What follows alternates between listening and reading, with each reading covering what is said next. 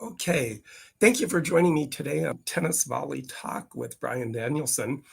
Today I'm on the over the phone interview here with a very special guest that has been in the workings for a long time.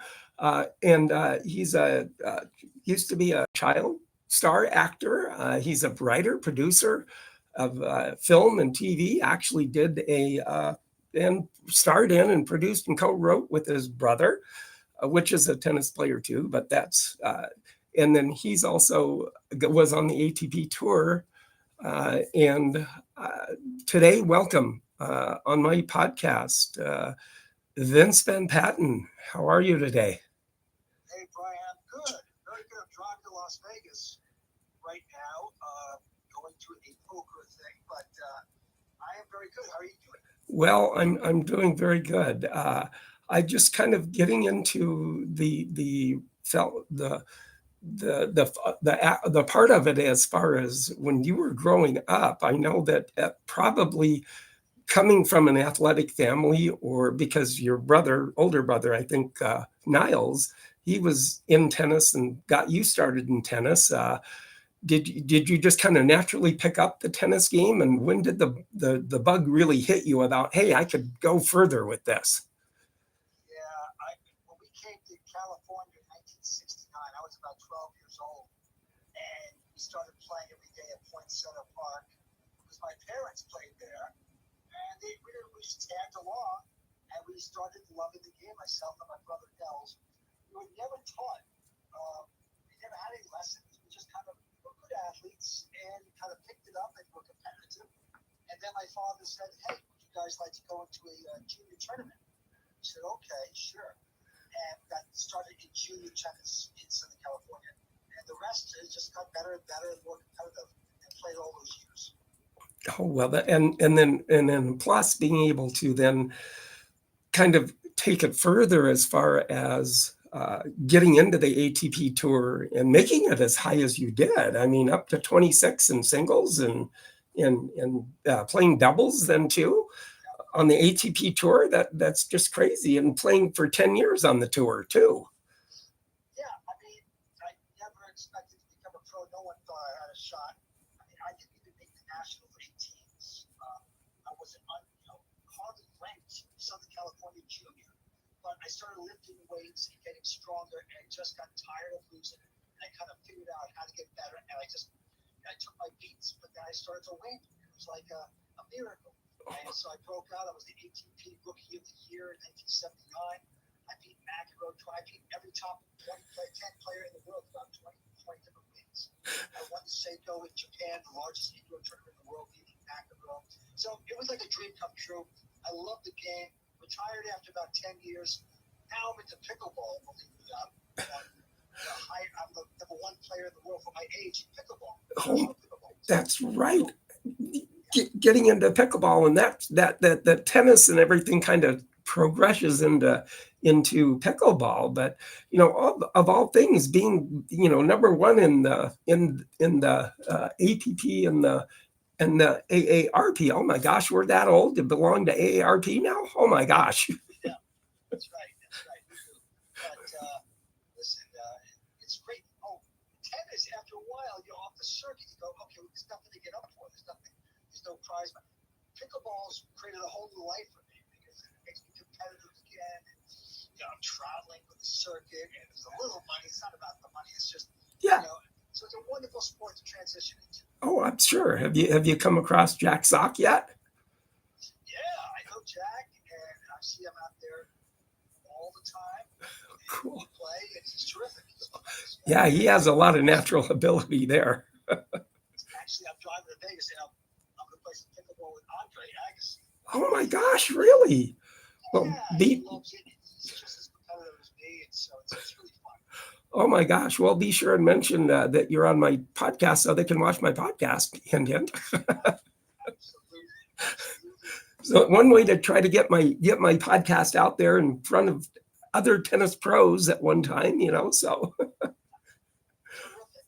But listen, I also wanted to say that for your viewers, I've got a new book coming out called Pickleball Greatness. I wrote every word, and it's how to transition from tennis to pickleball. Oh, that's so cool. But also tales of the tennis tour. Lots of stories about Brad Gilbert and McEnroe and myself and Andre. So lots of fun stories. It's called Pickleball Greatness. If you can find it, it's coming out real soon. So Oh, that's really good. And are you in the midst of writing any kind of movies, made for TV movies or anything at the time? Yeah, I'm also, I made a movie called 7 Days to Vegas, which I wrote and starred in and all that. It did very well. Paul Walter Hauser, Jennifer Tilly, myself, my brother Jimmy. Anyway, we're doing the sequel next year. Oh, cool. And it's all about con men and hustles. Uh-huh. Now they're living, this team of hustlers living in Palm Springs, and they try to sucker this big-time hot air director from Hollywood into an $80 billion bet. Oh my goodness gracious. Well, that should turn out pretty good, I think. Yeah, it should be fun. Yeah, it should be. And then also, I mean, with your tennis career, I mean, you made the third round in 82 and 83 in Wimbledon in 85. You played doubles. You had a doubles partner, Mel Purcell, back in the day, which then leads me into seeing you playing. Well, it was like, well, maybe a year or two or so after I had seen the exhibition with you playing with Dean Paul Martin, Ili Nastase, Vitas Gerulaitis, which probably would have been one of the premier tennis announcers to this day because he was getting really good at it. Yeah. And then plus Dean Paul Martin, Ili Nastase, and you were playing that. And but shortly after, a few years after that, I saw you at the Bank of Oklahoma tournament, and lo and behold, I'm seeing you play and I'm talking to you, and then I hear a voice on my side, and it's your dad asking you, "What do you want?" And it was your dad, and I went, "Oh my gosh!" And your dad was there watching you play. That's fun. Yeah, he used to like to come out to the war matches. He loved tennis, so it was always good to see him. But I know we go way back. We saw you a couple times out there. Yeah, you did. You saw me a couple of times, and then plus having the opportunity to be able to see you in the Coors Light Challenge Series, in coming through Tulsa, Oklahoma again too. And I also did an interview with Jack Timer also for my podcast too. The promoter of the BOK. Oh, okay. Yes, of course. Hey, I remember playing that tournament, and it was outside, and it was the windiest tournament I've ever been to in my entire life. I think the winds were 60 miles per hour. Oh, darn near. Everybody you couldn't throw up a serve. You had to serve underhand. Yeah. And they didn't stop playing. And I think Trey Walke might have won the whole tournament against Howard Schoenfeld. Yeah. Big upset. But there was nobody in the stands because it was so windy. People were taking, Oh, it was. down in their houses. Yeah. And then Connors played in it for several years. Jimmy Connors played in it too, through that Bank of Oklahoma tournament, which was just an amazing tournament in itself, all the way around.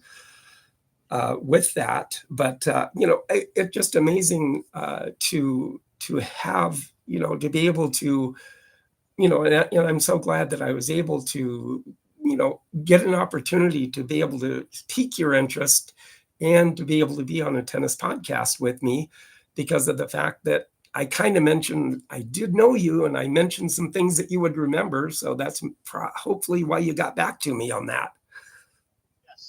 I love tennis, and I know you're a big, huge tennis fan, so I love the game. And it's too bad that, in Los Angeles, where I'm from now, the clubs are kind of not up to stuff like they are back east. Yeah. Like back east is like beautiful Longwood, Forest Hills. You play, and it's like you're going back into tennis history. Oh, I love that. Oh, absolutely. Well, they don't have that. They don't have that in Los Angeles. They don't have clubs like that. LA Tennis Club is okay. Yeah. So if I got to play on hard court, green clay. Yes. I'd be playing all the time still. Oh my gosh. I'm playing on clay or grass, but just hard court, it just doesn't interest me. And they put backdrops everywhere, so you don't see anybody. It's very unsocial. I like the clubs back east. So, Oh gosh, yeah. Anyway, But that's why I'm playing more pickleball now and not yeah. tennis. But I do love tennis. I know you do too. Oh, sure. And with that, now, and the opportunity exists. So if you ever make it through Minneapolis, you got to let me know, because they have two public green clay tennis courts in Minneapolis. Wonderful. I'm sure they're great. Yeah. They are wonderful courts. So invitation is there for you if you want to come hit with in Minneapolis. But yeah, with that too, I was able, you just mentioned something about Forest Hills. Just got finished and went to New York for the Fan Appreciation Week at the U.S. Open, and that was a wonderful experience. I had gone the year before, but I had interviewed a historian person for the West Side Tennis Club in Forest Hills, so I got to go see the arena. I got to see a Ultimate Tennis Showdown event and had lunch with the West Side Tennis Club and her, and it was great. It was an experience to remember. That's the best. I grew up in Long Island, and when I was 7 and 8 years old, my grandfather took us to Forest Hills. Oh gosh, yes. Kind of hooked us on the game.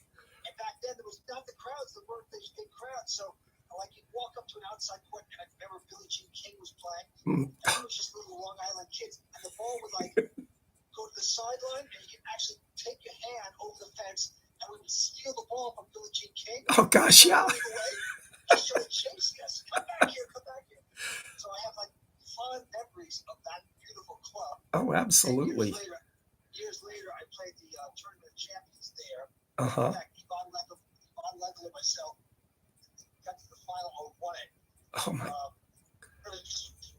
Growing up there. Oh, Long Island. that is amazing in itself to have all those rich history. I mean, and myself with being the photographer and taking pictures of tennis back then, I have like 10 years of BOK tournaments, but over the years, I've had the opportunity, and I've had pictures, and I've had, right after Billie Jean King retired, I got pictures of her, and she was in Oklahoma. Went to Enid, Oklahoma on an exhibition. She played Carlene Bassett Seguzo. And I was able to take pictures of her. And then plus McEnroe and Connors and Patrick McEnroe here in Minneapolis in an exhibition. Actually, if you come across John at any point, he actually took my T2000 racket. I snuck down on the court and was taking pictures. He took my T2000 racket, and they were all hitting with my racket for a little bit and everything. But yeah, it's just amazing in itself. And plus, I have something that I do also through things is what I do is I do a racket of the week also, which I kind of give you a kind of a little history of the racket of the week that I have, which I'm right now showing. And right today, it's a Spalding racket of all things. In the Spalding racket, actually, Spalding, they were manufacturer of the racket. They were founded in 1876. Spalding was by A.G. Spalding, which happened to be part-time manager and a baseball pitcher for the Chicago White Stockings back then. And it's still really good shape. And Spalding was one of the first ones that actually were able to endorse well-known tennis players back in the day. The first company to do that, which then they actually signed Pancho Gonzalez to a contract for sponsoring their racket back then in the day. But this racket was actually was an Ashley Cooper racket, which Ashley Cooper was an Australian tennis-born player, and he won 4 Grand Slams in singles and then 4 in doubles, and he turned pro in 59 and played between 53 and 68 with that. But the racket here, I like the color of it too. It's a brown, kind of a brown in the bottom head of the racket, Spalding, and it says the Air Flight racket, and then it has the S Spalding on it, and then it says Ashley Cooper Personal racket. So kind of a little bit of history even for you, because I like doing history of the tennis racket manufacturers too. So I know the answer. What do you think the first metal racket was? What brand was it? The first, I would say the first metal one could have been, I'm thinking maybe the T2000, but It's not.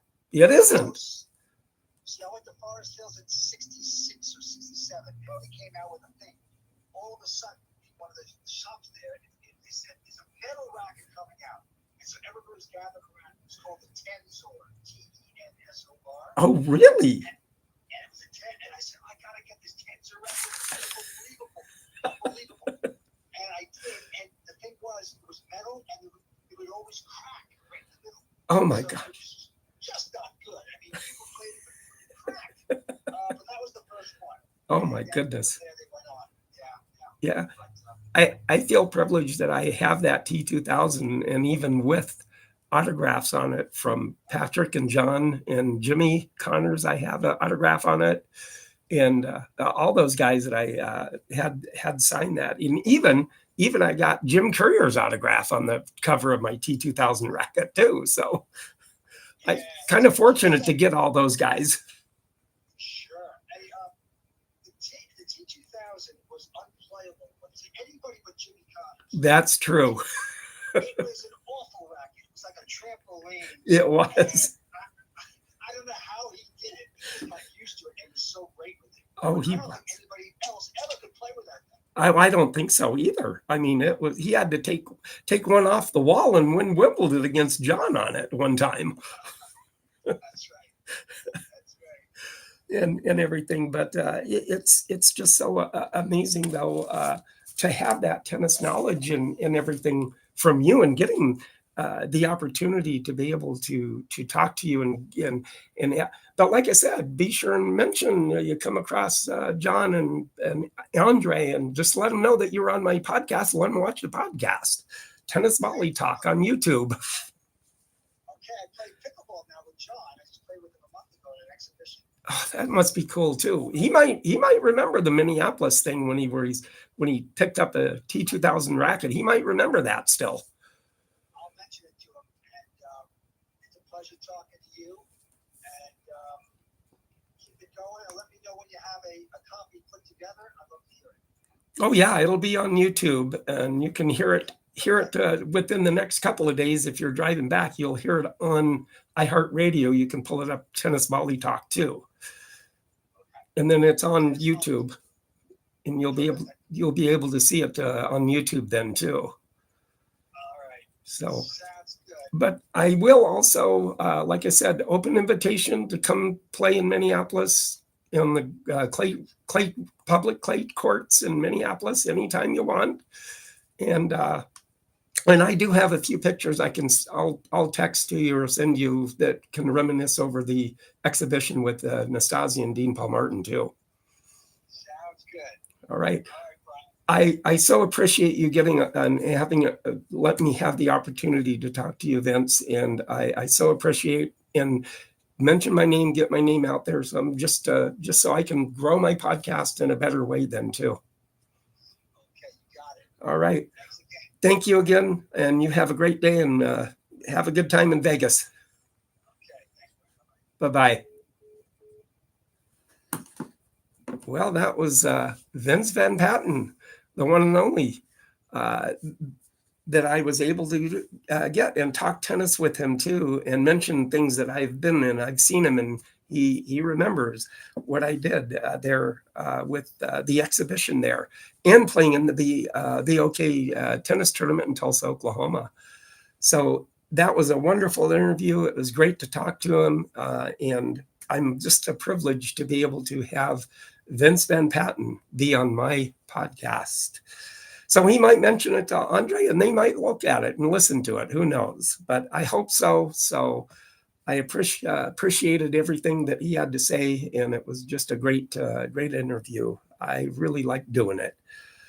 So everybody have a good day, and I hope that you enjoyed it too as much as I did, to getting somebody that is known, well known actually, because he is a commentator and a host of World Poker too. So always nice to have that. And anyway, everybody have a nice day, nice week, and I'll talk to you next week. Have a great one.